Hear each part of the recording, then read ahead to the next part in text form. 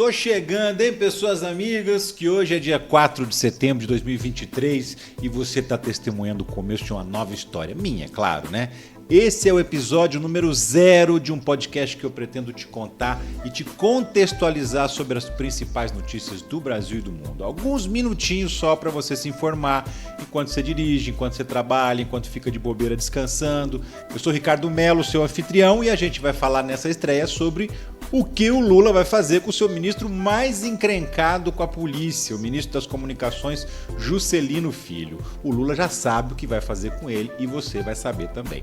Também vamos falar sobre o fato de o Bolsonaro estar na mira não só da polícia brasileira, mas também do FBI americano, meus amigos.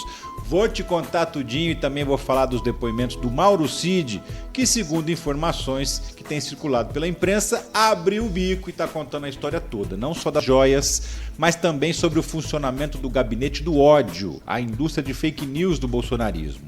Você também vai saber que tem uma proposta de um deputado do PT tramitando no Congresso para acabar com o dinheiro de papel. É isso. E isso pode representar também o fim daquelas pessoas que compram patrimônios caríssimos em dinheiro vivo para não serem rastreadas. Sabe como é que é, né? Então, vamos falar também do 7 de setembro, que tem previsão de boicote bolsonarista, mas mesmo assim vai ser montado um enorme esquema de segurança, maior do que o da posse do Lula, para você ter uma ideia, para evitar novos protestos violentos. E você também vai saber que o Flávio Dino cresceu na bolsa de apostas para virar ministro do STF. E ele tem alguns apoios de peso, hein? Tudo isso e mais a partir de agora. Então, senta o dedo no like, engaja comigo e vamos nessa! Seguinte, você já deve saber que o mês de setembro é o mês de aposentadoria da ministra Rosa Weber, do STF. Ela vai se aposentar e vai deixar uma vaga aberta no Supremo Tribunal Federal. Cabe ao Lula indicar uma pessoa para substituí-la. Antes já tinha muita pressão para ele indicar uma mulher preta, mas o Lula parece que não tá ligando muito para isso não, sabe? Ele faz questão de indicar um ministro que ele conheça bem, em quem ele confie. E segundo o que tem circulado lá nos bastidores de Brasília, não haveria uma jurista mulher em quem o Lula confie tanto assim nesse momento. As bolsas de apostas dão como certo que um desses 3 nomes vai ser o indicado: Jorge Messias, Bruno Dantas ou Flávio Dino.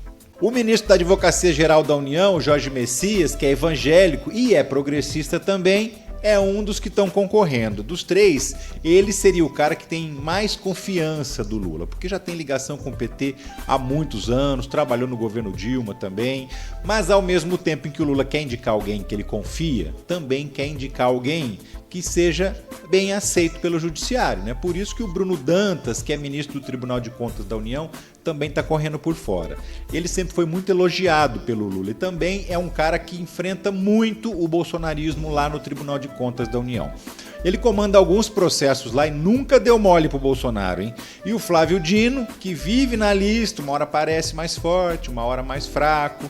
E ele tem aliados fortes também, viu? Segundo se conta nos bastidores de Brasília, ele é um concorrente de peso. Nada mais, nada menos que o Alexandre de Moraes e o Gilmar Mendes são 2 defensores do Flávio Dino.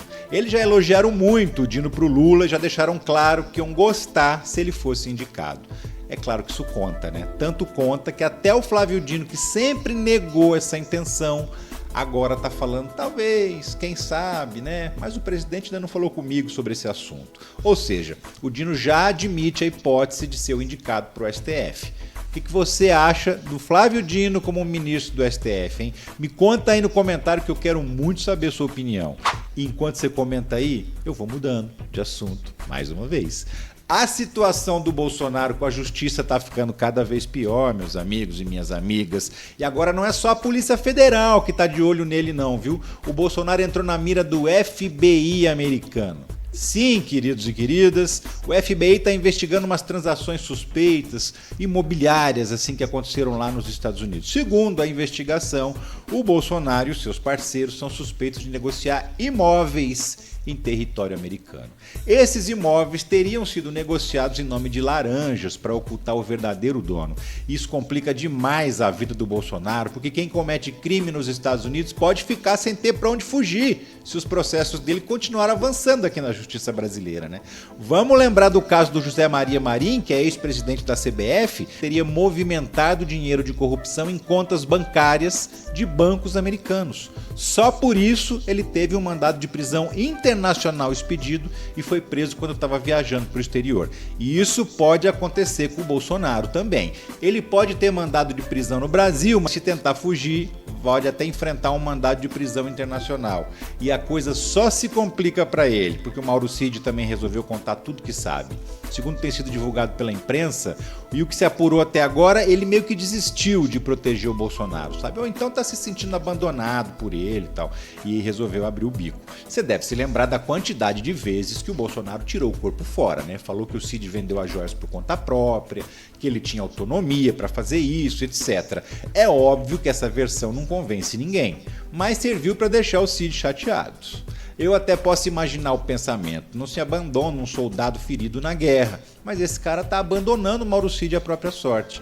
E por que eu acho que o Cid tá pensando isso? Porque ele passou não só a contar tudo sobre como foi o comércio das joias, mas também está revelando detalhes do funcionamento do gabinete do ódio. Por isso, inclusive, que o processo das joias está na mão do Alexandre de Moraes. Ele é o relator do inquérito das milícias digitais, que são as fábricas de fake news bolsonaristas. E como o Cid está contando como funcionava esse esquema, a investigação permanece na mesma mão do Alexandre de Moraes, que também é o relator do outro inquérito, das joias.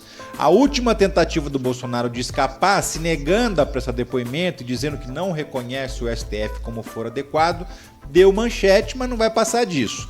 O próprio STF vai analisar se ele é mesmo for adequado ou não, e a tendência é que os ministros mantenham o processo na mão do Xandão.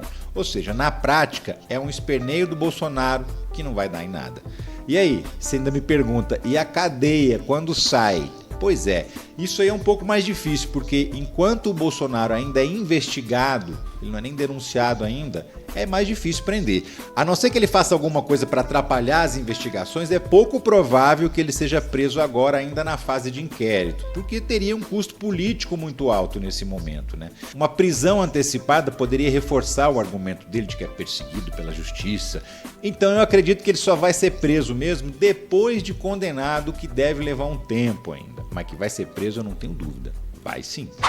E por falar em bolsonarismo, os apoiadores do Bolsonaro estão defendendo um boicote ao desfile do 7 de setembro. Agora é a vez deles dizer fique em casa. Pois é, o Flávio Bolsonaro propôs que ninguém vá ao desfile e que na véspera do dia 6 de setembro essas pessoas doem sangue ao invés de ir lá. A campanha está rodando nos grupos bolsonaristas, lá no submundo das redes, mas se fosse só isso, doar sangue e não ter desfile, tava bom demais, né? Mas não, tem ameaça de confusão também e isso tá preocupando o governo. E logo de quem vem essa ameaça, hein? Do Silas Malafaia, que publicou um vídeo nas redes sociais xingando os generais do exército porque eles não colocam um freio no Xandão. Tá na cara o que o Malafaia tá fazendo, não tá? Ele tá forçando uma barra para ser preso e aí poder alegar perseguição religiosa. Mas o outro lado também não é bobo, não vai cair nessa armadilha, né? De qualquer forma, o Ministério da Justiça e o Ministério da Defesa estão preparando uma operação de segurança fortíssima para o 7 de setembro. No Brasil inteiro, o Exército vai colocar 17 mil militares nas ruas. Em Brasília, vai ter um esquema especial de segurança da Polícia Militar do Distrito Federal. E até a Força Nacional de Segurança vai atuar. Agora o Ibanez, governador de Brasília, aceitou. Não é bobo nem nada, né? Chegou a passar uns dias na cadeia por ter recusado. Esse ano, o governo quer despolitizar o desfile. O Lula não vai nem discursar, para você ter uma ideia. Vai ser mesmo um desfile militar comemorativo e só, sem muito frufru. Se você gosta e quiser assistir o 7 de setembro, pode ir sem medo, porque dessa vez não vai ter duas coisas que a gente sempre detesta: político discursando e tentando tirar proveito do evento que é cívico. O governo promete que vai ser um evento de paz para todo mundo. Todo mundo ou quase, né? O Lula não consegue ter paz, agora ele vai ter que resolver um imbróglio de um ministro que está até aqui com a Polícia Federal na cola dele. Você sabe quem é? Juscelino Filho, ministro das Comunicações do Lula, que está quase tão enrolado com a polícia quanto o Bolsonaro. O ministro é suspeito de participar de um esquema de desvio de verbas públicas do orçamento secreto. Coisa lá do tempo em que ele era só deputado federal ainda, na época do Bolsonaro. Te conto tudinho agorinha mesmo, vem comigo. O mais importante é a gente entender que esquema era esse que o Juscelino supostamente teria participado. É o seguinte, a irmã do ministro é prefeita de uma cidade no interior do Maranhão chamada Vitorino. Segundo a investigação, o Juscelino, quando era deputado, até o ano passado, destinava verbas do orçamento secreto para realizar algumas obras na cidade. Essas emendas iam para a Codevasp, que é uma estatal que faz obras na região nordeste do Brasil. A Codevasp pegava a grana da emenda e contratava uma empreiteira para fazer a obra no lugar dela. De quem é essa empreiteira? Segundo a Polícia Federal, pertence a um amigo do ministro. E mais, segundo o que foi apurado em perícias, essa empresa superfaturava o preço das obras e a parte cobrada a mais voltava para a mão dos políticos que tinham arranjado a emenda. Um desses políticos seria justamente o ministro das Comunicações. O ministro do STF, Luiz Roberto Barroso, mandou afastar a prefeita do cargo, a irmã do ministro, e bloqueou mais de R$800 mil em bens do Juscelino Filho, porque a suspeita contra ele é muito forte. Mas e o Lula? Então, o Lula está numa sinuca de bico, porque o partido do Juscelino é o União Brasil, que foi quem o indicou ali para o cargo. E o União Brasil não está disposto a trocar o ministro, não. O partido chegou a divulgar uma carta de apoio ao Juscelino e à irmã dele, o que significa que não existe intenção de indicar uma outra pessoa para o lugar. E o Lula precisa dos votos do União Brasil e não pode contrariar o partido. Por enquanto, ele está levando em banho-maria, porque a suposta corrupção não ocorreu no governo dele, né? A denúncia é coisa do mandato passado, ainda na época em que o Bolsonaro era presidente. Quem teria liberado o pagamento das emendas, inclusive, foi o Bolsonaro. Isso está dando um fôlego para o Lula, mas não é muito fôlego não, viu? O Juscelino já está fazendo hora extra no governo, porque é o terceiro escândalo que envolve o nome dele desde o início do ano. Primeiro teve uma história de que ele usou um avião da FAB para viajar para São Paulo e assistir leilão de cavalo no interior. Ele negou, falou que tinha ido lá para uma reunião de trabalho e que só depois, no fim de semana, aproveitou para ir ver os cavalos. Não sei se a desculpa colou, mas o fato é que o Lula não o demitiu na época. Também tem uma outra história de que ele teria enviado uma emenda do orçamento secreto para asfaltar uma estrada que passa por várias fazendas dele. De novo, o Juscelino Filho se explicou para o Lula e disse que a estrada liga duas comunidades e que a fazenda dele estava ali por mera coincidência. E de novo, não sei se colou ou não, mas o Lula resolveu olhar para o outro lado em nome dos votos que ele precisa na Câmara. Mas o fato é que agora é a terceira vez que surge um escândalo com o nome do ministro, e dessa vez parece que é mais sério, hein? Porque teve operação da PF, teve bloqueio de bens e tudo mais.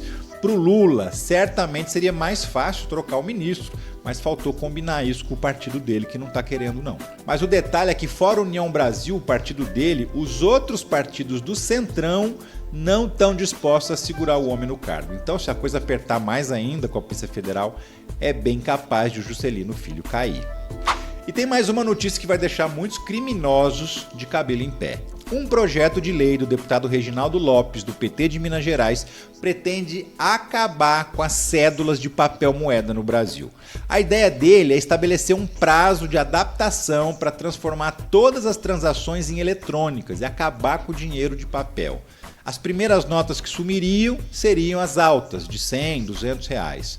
E qual a justificativa desse projeto? Dificultar a lavagem de dinheiro. Segundo o deputado, o cidadão comum não seria afetado porque a maioria dos negócios no Brasil já é feita com pagamentos eletrônicos, Pix, TED, DOC, cartão de crédito, de débito. Pouca gente ainda usa dinheiro vivo, principalmente em valores mais altos, né? Até por uma questão de segurança, as pessoas evitam sair com nota alta no bolso. Mas tem uma galera que ainda adora dinheiro vivo. Os criminosos que precisam esconder a origem dos seus negócios, fora da lei, por exemplo. Tem um outro pessoal que gosta também, a família Bolsonaro, que compra tudo que pode com dinheiro vivo, você já reparou? Nunca vi gente para desconfiar tanto de banco como a família Bolsonaro. Eles compram até imóveis em dinheiro vivo, mais de 50 para você ter uma ideia. O projeto do deputado foi protocolado em 2020, chegou a ficar um tempo parado nas comissões, mas esse ano, em abril, ele voltou a andar. Se for aprovado, ele provocaria uma mudança gradual, devagar, com a cédula sendo retirada aos pouquinhos. Mas e a Casa da Moeda? Se ela não fabricar mais dinheiro, ela vai fazer o quê? Vai fechar as portas? Então, pela proposta, a Casa da Moeda ganharia uma função justamente de cuidar dos métodos de pagamento, que seriam todos eletrônicos. E o que você acha dessa ideia, hein, de acabar com o dinheiro de papel? Você é a favor de pagar tudo no cartão ou com o celular? Você acha que essa medida tem chance de ser aprovada? Como é que isso pode impactar a vida dos brasileiros mais simples, que têm pouco conhecimento com tecnologia? Me dá sua opinião sobre isso, vai. Fala aqui nos comentários.